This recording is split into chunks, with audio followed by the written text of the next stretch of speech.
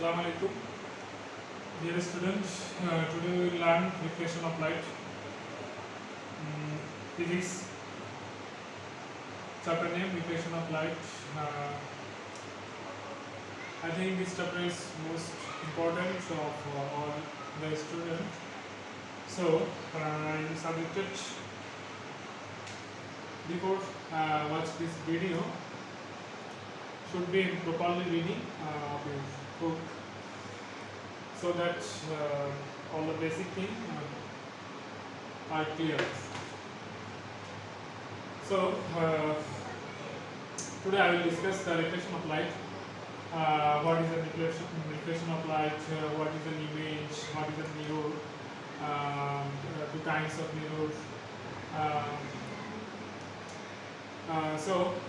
Reflection of light কাকে বলে আলোর প্রতিফলন কাকে বলে আমরা আশা করি সবাই জানি। আলোর প্রতিফলন হচ্ছে কোন দর্পণে যখন আলো এসে বাধা পেয়ে চলে যায় তখন তাকে আলোর প্রতিফলন কম্বাইন্ড ক্লাস অর্থাৎ online class of light combined class.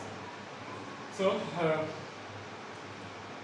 আলোর প্রতিফলন এটা অষ্টম স্ট্যান্ডার্ড লেভেল এবং সপ্তম স্ট্যান্ডার্ড লেভেল করে আসছে। আমরা আলোর প্রতিফলন হচ্ছে কোনো দর্পণে যখন আলো এসে বাধা পেয়ে চলে যাবে তখন তাকে আলোর প্রতিফলন বলে রিফ্লেকশন অফ লাইট। অর্থাৎ সেখানে অবস্ট্রাক্ট হতে হবে, সত্য হচ্ছে এটা বাধা পেয়ে চলে যেতে হবে, যে অ্যাঙ্গেলে আসবে সেই অ্যাঙ্গেলে বাধা পেয়ে চলে যাবে আলোটা। এখন রুলসটা কি, এটা কীভাবে ডিসিপ্লিনটা মেনটেন করে যখন আলোটা আসবে। তো আমি এখানে ভিডিওটা লং না হওয়ার জন্য কিছু বেসিক টপিকস নিয়ে এখানে আলোচনা করবো। প্রথমে আমি আমার বেসটা ট্রাই করবো যাতে করে এই ধরনের বাই টাইপের কোনো কোয়েশ্চেন আসলে রিফ্লেকশন অফ লাইট থেকে খুব ইজিলি যাতে আনসারটা দিতে পারো। সো প্রথমেই আমরা আলোচনা করবো একটা কনকেভ মিরর ধরে নিলাম, ঠিক আছে, যেটা বাইরের পৃষ্ঠে ফাড়া লাগবে। কনকেভ মিরর হলো বাইরের পৃষ্ঠে ফাড়া লাগবে, আর যেগুলো কনভেক্স মিরর ওগুলো ভিতরের পৃষ্ঠে ফাড়া লাগবে। ওকে, তো কনকেভ মিরর বাইরের পৃষ্ঠে ফাড়া লাগানো আছে। এখানে মেরু হচ্ছে এটা, আমি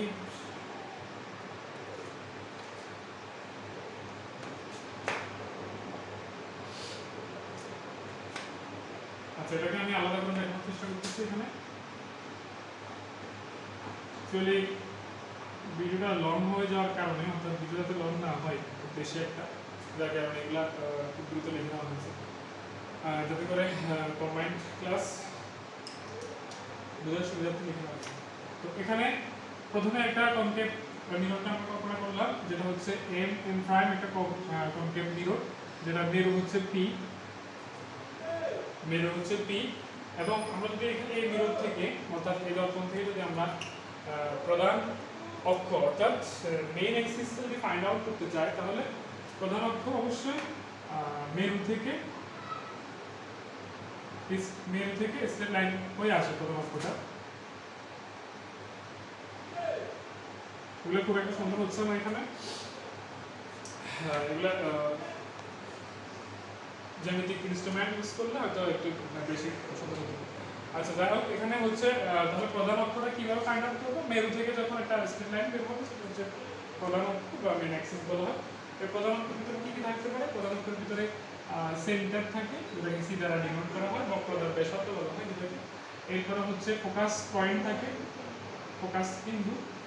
তো এখানে দুটো জিনিস খুব লক্ষণীয়, মানে এই ধরনের সিম্পল একটা চিত্র দিয়ে তোমাকে একটা ম্যাথমেটিক্যাল টার্ম দিয়ে দিতে পারে, অর্থাৎ বলতে পারে যে এখান থেকে বক্রতার ব্যাসার্ধ বের করো অথবা ফোকাস দূরত্ব বের করো। তখন তুমি কি করবা, তোমাকে তো জানতে হবে কোনটা বক্রতার ব্যাসার্ধ কোনটা ফোকাস দূরত্ব। মেরু থেকে ফোকাস পয়েন্ট পর্যন্ত যে ডিস্টেন্সটা আছে সেটাকে বলা হচ্ছে ফোকাস দূরত্ব, যেটাকে স্মল এফ দ্বারা ডিনোট করা হয়। ওকে, মেরু থেকে ফোকাস পয়েন্ট পর্যন্ত যে দূরত্ব সেটা হচ্ছে স্মল এফ, আর মেরু থেকে সেন্টার পর্যন্ত যে দূরত্ব সেটা হচ্ছে বক্রতার ব্যাসার্ধ। মেরু থেকে একদম সেন্টার পর্যন্ত যে দূরত্ব সেটা হচ্ছে বক্রতার ব্যাসার্ধ। এখন আসো তাহলে এই ফোকাস যদি মান আমাকে দেওয়া থাকে, সাপোজ ফোকাস দেওয়া আছে 5 সেন্টিমিটার, তোমাকে বক্রতার ব্যাসার্ধ বের করতে হচ্ছে। তো তোমরা যখন চ্যাপ্টারটা রিডিং করবা তখন দেখবা যে একটা ইকুয়েশন এভাবে আছে, r = f/2। এটা আমরা প্রমাণ করব নেক্সট ভিডিওতে। দুটো ইকুয়েশন আছে ইকুয়েশন অফ লাইটের, 1/u + 1/v = 1/f, আর একটা ইকুয়েশন হলো r = f/2। দুটো ইকুয়েশনে প্রুভ করে সুন্দর করে বোঝানোর চেষ্টা করবো নেক্সট ক্লাসে। তো এখানে R is equal to F by two বলতে যাচ্ছে, এগুলো আসলে পড়ানো করা, যারা অফলাইন করতেছো পড়ানো করা, আর যারা অনলাইন তারা অথবা নিউ যাদের চ্যাপ্টারটা তারা আগেই বললাম যে চ্যাপ্টারটা সম্পূর্ণভাবে রিডিং করে এরপরে ভিডিওটা দেখবা। এখন R is equal to F by two, এটা মিনস হচ্ছে বক্রতার ব্যাসার্ধ হচ্ছে ফোকাস দূরত্বের অর্ধেক। বক্রতার ব্যাসার্ধ হবে ফোকাস দূরত্বের অর্ধেক। তাহলে এখানে ফোকাস দূরত্ব সাপোজ তোমার 5 সেন্টিমিটার দেওয়া আছে, তো ইকুয়েশনটা সলভ করার জন্য r is equal to 5 divided by 2, that is 2.5 centimetre. তো এখানে তাহলে কি বোঝা যাচ্ছে, অর্থাৎ ফোকাস দূরত্ব হবে বক্রতার ব্যাসার্ধের অর্ধেক এবং বক্রতার ব্যাসার্ধ হবে ফোকাসের দ্বিগুণ। নরমাল ইকুয়েশন তখন f বের করবা তখন 2 * r, তাহলে ফোকাসটা হবে বক্রতার ব্যাসার্ধের দ্বিগুণ। আর বক্রতার ব্যাসার্ধ কি ফোকাস কি এগুলো আশা করি বুঝলা। ফোকাস বক্রতার ব্যাসার্ধের ডিসটেন্সটা এই জায়গা থেকে সম্পূর্ণ এই জায়গা পর্যন্ত, মেরু পর্যন্ত। আর ফোকাস ডিসটেন্সটা ফোকাস পয়েন্ট থেকে মেরু পর্যন্ত ডিসটেন্স, সেটা হচ্ছে ফোকাস ডিসটেন্স। ওকে, এখন আসি এই দর্পণে আলো কিভাবে আপতিত হতে পারে এবং কিভাবে আপতিত হলে কিভাবে প্রতিফলিত হবে সেটা আমরা দেখব। এটার জন্য 3টা রুলস আছে, যে এই রুলসগুলো মেইনটেইন করে আলো দর্পণে পতিত হয়। ফার্স্ট রুলস হলো, আলো যখন দর্পণে প্রধান অ্যাক্সিস তো এটা তো আলোচনা করা হলো, প্রধান অ্যাক্সিস এটা হচ্ছে মেরু। প্রধান অ্যাক্সিসের সমান্তরালে যখন একটা আলো রশ্মি এসে দর্পণে পড়বে, প্রধান অ্যাক্সিসের সমান্তরালে, তখন ঘটনাটা কি ঘটবে, প্রধান অ্যাক্সিসের সমান্তরালে যখন আলো রশ্মি এসে পড়বে, প্রধান ফোকাস দিয়ে বের হয়ে যাবে আলো রশ্মিটা, প্রতিফলিত হবে প্রধান ফোকাস দিয়ে। প্রধান অক্ষের সমান্তরালে একটা আলো রশ্মি যদি দর্পণে আপতিত হয়, প্রধান ফোকাস দিয়ে বের হয়ে যাবে। ওকে, নেক্সট যে রুলসটা আছে সেটা হলো, আলো যখন তোমার প্রধান ফোকাস দিয়ে আপতিত হবে, অর্থাৎ এই আলো রশ্মিটা আসবে প্রধান ফোকাস দিয়ে, প্রধান ফোকাস দিয়ে যখন আসবে তখন হচ্ছে প্রধান অক্ষের সমান্তরালে বের হয়ে যাবে, প্যারালাল ভাবে এটা বের হয়ে যাবে প্রধান অক্ষের সমান্তরালে। ওকে, সম্পর্ক দুটো কিন্তু প্রায় সেম, অর্থাৎ একটা হচ্ছে প্রধান অক্ষের সমান্তরালে আপতিত হচ্ছে বের হবে প্রধান ফোকাস দিয়ে, আর দ্বিতীয়টা হচ্ছে ফোকাস দিয়ে আপতিত হলে প্রধান অক্ষের সমান্তরালে সে বের হয়ে যাবে। সমান্তরাল জিনিসটা সবাই বুঝো, যেহেতু ক্লাস 9 10 স্ট্যান্ডার্ড লেভেল, তো এগুলো তো খুব সিম্পল। তাও বলি, সমান্তরাল হচ্ছে একটা রেফারেন্স অক্ষরে তোমাকে ভার্টিক্যালি দেওয়া হয় বা হরিজন্টালি দেওয়া হয়, সেটা হচ্ছে হরিজন্টালি দেওয়া আছে অনুভূমিকভাবে। যদি বলে এটা সমান্তরাল একটা রেখা তুমি অঙ্কন করো, তাহলে তুমি একটা অঙ্কন করলে সমান্তরাল, বাট সমান নয়। অথবা যদি বলে সমান ও সমান্তরাল দুটো অঙ্কন করো, তাহলে এটা যদি পরিমাপ দেওয়া থাকে ওটার কোয়ান্টিটি আর ওটার কোয়ান্টিটি সমান হবে। ওকে, এরপর যদি একটা ভার্টিক্যালি লাইন দেওয়া থাকে, যদি বলে যে এই অক্ষকে রেফারেন্স ধরে একটা সমান্তরাল অঙ্কন করো, তাহলে এটা হচ্ছে এভাবে সমান্তরাল। সো প্রধান অ্যাক্সিসটা আছে তোমার স্ট্রেট লাইন এভাবে অনুভূমিকভাবে, তাহলে সমান্তরাল রেখাটাও সেমভাবে হবে। ওকে, এখন আসো দুইটা গেল। 3 নম্বরটা হচ্ছে, কোনো আলোক রশ্মি যখন প্রধান বক্রতার কেন্দ্র দিয়ে যাবে, তখন ঘটনাটা হবে বক্রতার যখন কেন্দ্র দিয়ে আলোক রশ্মি এসে দর্পণে আপতিত হবে, তখন আবার বক্রতার কেন্দ্র দিয়েই ফিরে যাবে। ওকে, আশা করি বোঝা গেল যে 3টা হচ্ছে আলো আপতিত হওয়ার 3টা নিয়ম, আবার প্রতিফলিত হওয়ারও 3টা নিয়ম। এগুলো তোমার মনে রাখতে হবে। অর্থাৎ তুমি রুলস অফ 6 যখন করবে, আমি রুলস অফ 6 টেকনিক ইউজ করি, অর্থাৎ কোনো ইমেজ বের করার জন্য বা কোনো ইমেজকে যখন খুব ইজিলি ফিউ টাইমের ভিতরে ফাইন্ড আউট করতে হয়, তখন আমি আমার একটা টেকনিক অ্যাপ্লাই করি, সেটা হচ্ছে রুলস অফ 6। তো ওইটা করার জন্য অথবা যেভাবেই করো, প্রতিবিম্বটা বের করার জন্য এই 3টা রুলস তোমাকে অবশ্যই জানতে হবে। ওকে, যারা খাতা কলম নিয়ে আসো তারা লিখে ফেলবে। এরপর আসো, তাহলে এখন আমরা রুলস অফ 6 নিয়ে আলোচনা করব। সাপোজ এখানে একটা দর্পণ আমি অঙ্কন করলাম, আবারও একটা কনকেভ দর্পণ নিলাম, তাহলে এটা আমাদের প্রয়োজন নেই। ওকে,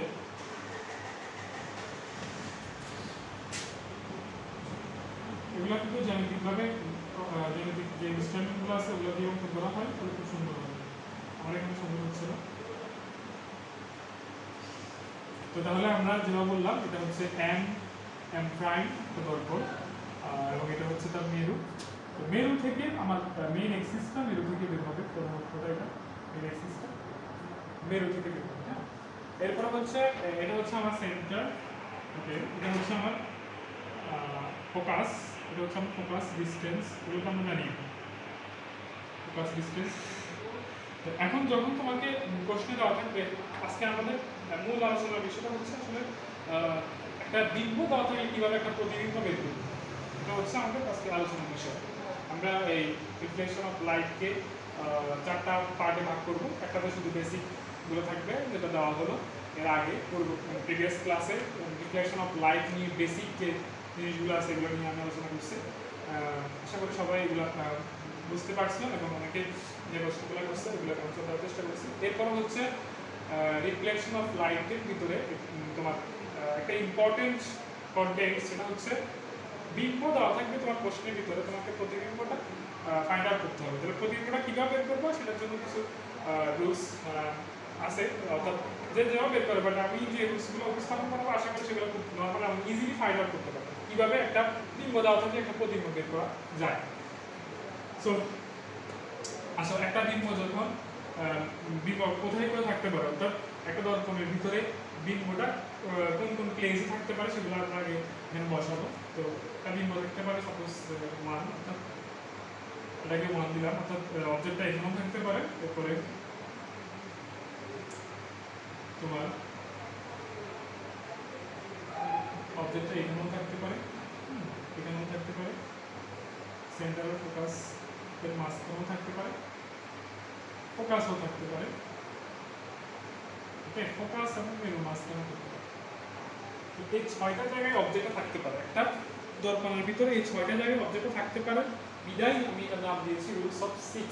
অর্থাৎ আমরা এখান থেকে তোমার ফাইন্ড আউট করবো যে এই জায়গায় থাকলে প্রতিবিম্ব কোথায় হবে, 1 নাম্বার থাকলে, ঠিক আছে, অবজেক্টটা। এরপরে 2 নাম্বার থাকলে কোথায় হবে, 3 নাম্বার থাকলে কোথায় হবে, 4 নাম্বার থাকলে কোথায় হবে। তবে কীভাবে তুমি বের করবা অথবা চিত্র অঙ্কন করে তোমাকে বের করতে বলবে, ব্যাখ্যা দিতে বলবে, ভয় প্রশ্ন আসতে পারে। সো প্রথমে আমরা একটা একটু পরে আলোচনা করি, 2 থেকে শুরু করি। যদি কোনো অবজেক্ট তোমার যদি 2 থাকে তখন তুমি প্রতিবিম্বটা হবে 4। এই 4টা অবভিয়াসলি মনে রাখতে হবে। প্রতিবিম্ব যখন তুমি ফাইন্ড আউট করবা তখন এই 4টা অবশ্যই মুখস্থ রাখলে আমার মনে হয় খুব ইজিলি বের করতে পারো, একদম টাইমের ভিতরে বের করতে পারো। বিম্ব যখন তোমার 2-এ, প্রতিবিম্ব তখন 4-এ হবে, অর্থাৎ বিম্ব যখন এখানে হবে তখন তোমার প্রতিবিম্ব যেটা সেটা 4 হবে। ওকে, বিম্ব আর প্রতিবিম্ব সম্পর্কে প্রিভিয়াস ক্লাসে আলোচনা করা হয়েছে, সেটা ভালো করে দেখে নিবা তাহলে বুঝতে পারবে। এরপর হচ্ছে বিম্ব যখন 4, অর্থাৎ এই বিম্বটা যখন 4 তখন প্রতিবিম্বের অবস্থান হবে 2। ওকে, বিম্ব যখন 3-এ তখন প্রতিবিম্বটাও 3 হবে, অর্থাৎ 3-এ বলতে সেন্টারে, অবস্থানটা তো বুঝে যাচ্ছে। বিম্ব যখন 2-এ বলতে সেন্টারের বাইরে, অর্থাৎ তোমার প্রশ্ন থাকবে একটা বিম্ব যখন সেন্টার বক্রতার ব্যাসার্ধের বাইরে তখন তার প্রতিবিম্ব কোথায় হবে, অর্থাৎ তার আকৃতি দেখাও, প্রকৃতি দেখাও, অবস্থান দেখাও, এভাবে প্রশ্ন আসতে পারে। হ্যাঁ, এরপরে বিম্ব যখন 3-এ, অর্থাৎ বিম্ব যখন বক্রতার ব্যাসার্ধের কেন্দ্রে, তখন প্রতিবিম্বটা কোথায়, তখন প্রতিবিম্বটাও বক্রতার ব্যাসার্ধের কেন্দ্রে। বিম্ব যখন 4-এ, তাহলে বিম্ব 4-এ হলে বিম্বের অবস্থানটা সেন্টার এবং ফোকাসের মাঝখানে, তাহলে প্রতিবিম্বের অবস্থানটা হবে সেন্টারের বাইরে। ওকে, এরপর বিম্ব যখন ফোকাস পয়েন্ট 5-এ, তখন প্রতিবিম্বটা হবে 1 হচ্ছে অসীম দূরত্ব, মানে এখানে অসীম দূরত্ব বোঝাচ্ছে, অর্থাৎ এটা হচ্ছে তোমার এই যে নাম্বারগুলো দিয়ে আমরা ডিনোট করলাম, অর্থাৎ বক্রতার ব্যাসার্ধেরও বাইরে অসীম দূরত্ব, মানে কোন জায়গা থেকে আসছে সেটা ভালো ভালো প্রশ্নে আসছে, ঠিক আছে, বাট কোন জায়গা থেকে এসে দর্পণে আপতিত হলো সেটা জানা যায় না। এটা হচ্ছে 1 নাম্বার। তাহলে প্রতিবিম্ব যখন তোমার 5-এ, তখন প্রতিবিম্ব অসীম দূরত্বে চলে যাবে, তুমি খুঁজেই পাবো না প্রতিবিম্ব।